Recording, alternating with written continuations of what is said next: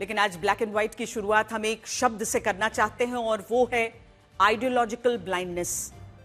हिंदी में इसका अर्थ होता है वैचारिक अंधापन, जो लोगों के देखने और समझने की क्षमता को सिलेक्टिव बना देता है। जैसे हमारे देश में ऐसे कई लोग हैं जो ये तो जानते हैं कि भारत से 4000 किलोमीटर दूर गाजा में फिलिस्तीन के मुसलमानों के साथ क्या हो रहा है, लेकिन इन्हीं लोगों से जब आप बांग्लादेश में अल्पसंख्यक हिंदुओं पर हो रहे अत्याचार की बात करते हैं तो ये लोग उस पर चुप्पी साध लेते हैं। और वैचारिक अंधेपन में इन लोगों को बांग्लादेश के हिंदुओं की दर्दनाक पीड़ा दिखाई ही नहीं देती। इस आइडियोलॉजिकल ब्लाइंडनेस या वैचारिक अंधेपन को आप इन 3 खबरों से भी समझ सकते हैं। इनमें पहली खबर जम्मू कश्मीर से है, जहां एक क्रिकेट खिलाड़ी ने लीग मैच के दौरान अपने हेलमेट पर फिलिस्तीन के झंडे का स्टिकर लगाया हुआ था।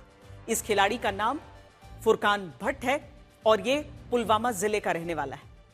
जम्मू पुलिस ने आज इस खिलाड़ी और इस क्रिकेट लीग के आयोजकों से पूछताछ की है और यह भी पता लगाया जा रहा है कि क्या फुरकान भट्ट ने किसी इस्लामी संगठन के कहने पर अपने हेलमेट पर फिलिस्तीन के झंडे का इस्तेमाल किया था।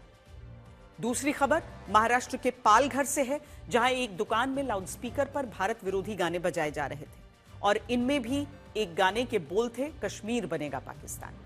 पुलिस ने खुद पेट्रोलिंग के दौरान इन भारत विरोधी गानों का संज्ञान लिया और इसके बाद 25 वर्षीय आरोपी अब्दुल रहमान को गिरफ्तार कर लिया।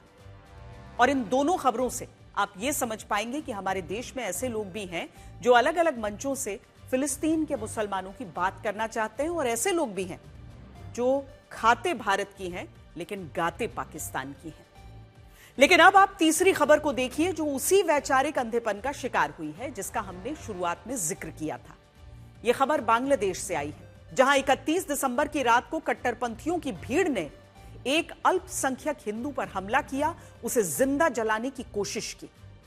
इस व्यक्ति का नाम खोकोन चंद्र दास है, जो अपने परिवार के साथ बांग्लादेश के शरीयतपुर में रहते हैं और आरोप है कि 31 दिसंबर की रात को जब खोकोन चंद्र दास अपनी दुकान बंद करके घर लौट रहे थे, तभी कुछ कट्टरपंथियों ने उन पर चाकू से हमला कर दिया और इसके बाद उन पर पेट्रोल छिड़ककर उन्हें जिंदा जलाने की कोशिश हुई। इस वक्त भी जब हम आपको यह खबर दिखा रहे हैं, तब शरीयतपुर के एक अस्पताल में खोकोन चंद्र दास जिंदगी और मौत की जंग लड़ रहे हैं।